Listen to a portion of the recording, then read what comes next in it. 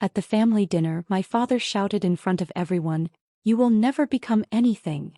Everyone started laughing, my sister clapped, and then she pointed me toward the guest room and said, "Be out by tomorrow." I didn't argue, I just smiled and walked away. 2 weeks later, those same people were asking the same question. "What did you do?"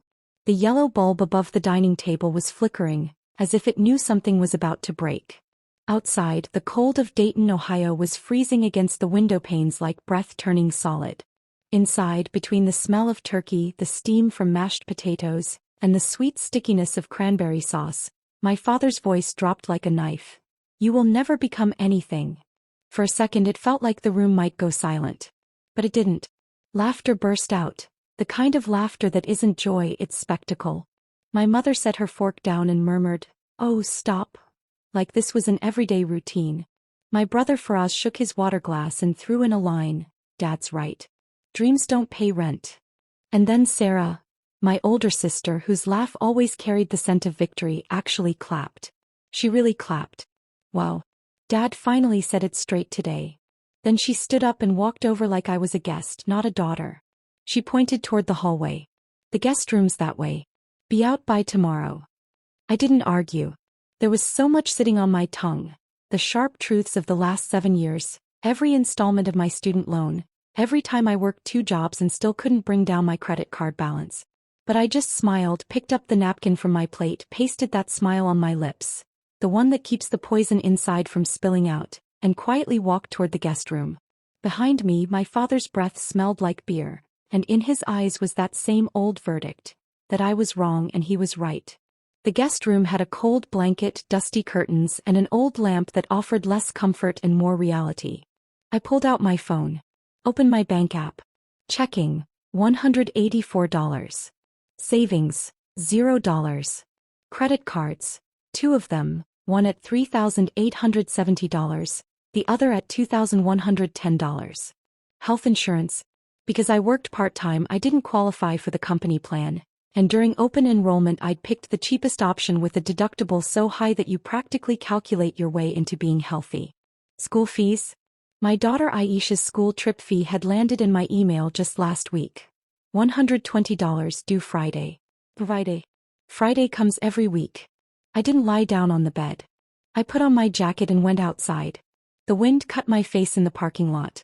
Near our apartment complex was a small diner, Maple Street Diner, where the coffee stayed hot late into the night and tired people came to sit with their exhaustion. I went in and slid into a booth. The waitress, Kelly, whose hair was always in a messy bun and who called you hon every other sentence, asked, "Same as usual?" In a low voice I said, "Coffee. Just coffee." Kelly looked at me like she understood everything and set the cup down without another question.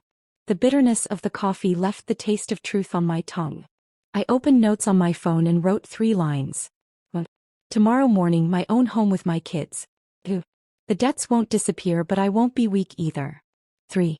The next 2 weeks, silence, work, and then a decision. My own home. The truth was, I didn't have a home. Just a 2-bedroom apartment whose rent went up every year and whose walls were so thin that even the neighbors' fights joined our sleep. I was at my father's house because last month my ex-husband, Imran, the same man whose promises never came with deadlines, had stopped paying Aisha's child support and my rent check had bounced. My mother had said on the phone one night, "Come stay here for a few days, sweetheart.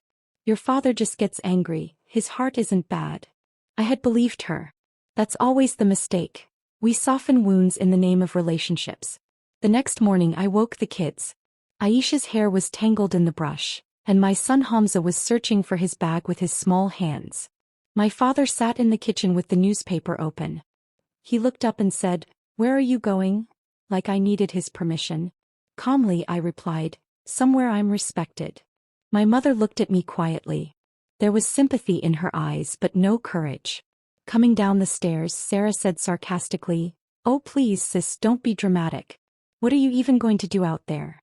As I tied the kids' shoelaces I said, "You'll see." And that was it. It wasn't a threat. It was a promise, to myself. We parked near the Walmart by Dayton Mall. Outside, icy rain, sleet, was falling, not quite snow, not quite rain, just cold rudeness. I took the kids inside, bought them cheap hot cocoa and went to customer service. The clerk shrugged after hearing about my checking account issue. Ma'am, we can't do anything about rent. Like the world doesn't do anything for anyone. Back in the car, I ran through my jobs in my head. Morning shifts as a CNA at a nursing home, nights as a cashier at a grocery store. Long hours, little respect. Just last week, Mrs. Hadley at the nursing home had held my hand and said, "You're a good girl." And that same day my supervisor had scolded me for taking a 5-minute longer break. Sitting there, I made a decision. I would not place myself in front of anyone's mockery no matter how short I came up. Right there in the parking lot, I opened the Montgomery County Workforce Center website. Medical billing and coding, 6-week certificate evening classes. Cost? $680. I laughed and felt angry at the same time. $680, a mountain for me, 1 week's shopping for someone else. Still, I pressed apply. Then I checked the Goodwill job board and saw an ad. Front desk, small clinic, part-time with potential full-time. I emailed them that same day. Housing. I searched cheap rentals. Finally, a woman named Mrs. Howard who rented out a basement apartment near Riverside said on the phone, "No credit check if you can pay first month and a deposit." Her voice carried life's tired truth too. I said, "I'll do it." After hanging up, I clenched my fist. Saying "I'll do it" is easy. Doing it means breaking yourself apart and putting yourself back together. The next day I asked my manager for extra shifts. He rolled his eyes. "We'll see." I translated "we'll see" as no and applied somewhere else. IHOP near Fairfield Commons for weekend mornings. The manager looked over my form and said, "You can start Saturday." Aisha's school trip fee on Friday? I sold a small gold locket at a pawn shop, the one my mother had given me at my wedding. The dealer weighed it and said, "Best I can do is 80. Felt like something fell from my chest. I smiled and said, "Okay." Because some things you don't sell by choice. Circumstances sell them for you. I paid Aisha's fee and that night bought the kids fries from McDonald's. Hamza said happily, "Mom, is today our fun day?" I put my hand on his head. "Yes, sweetheart.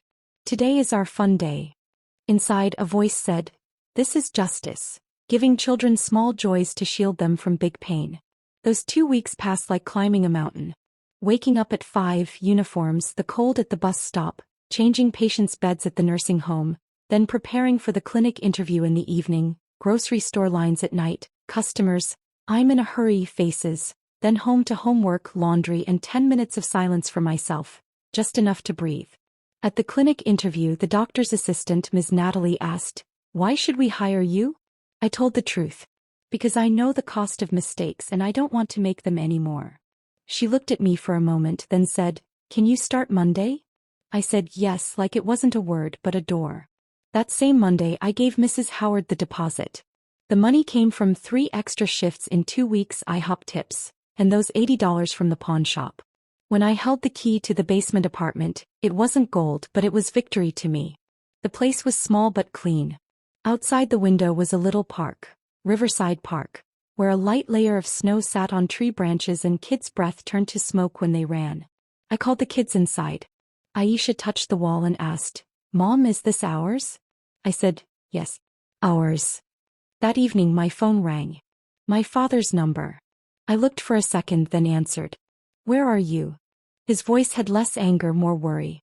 I replied plainly, "In my own home." "What kind of home?" he snapped. "You don't even." I cut him off. "I have myself, Dad. That's the difference." Silence on the other end.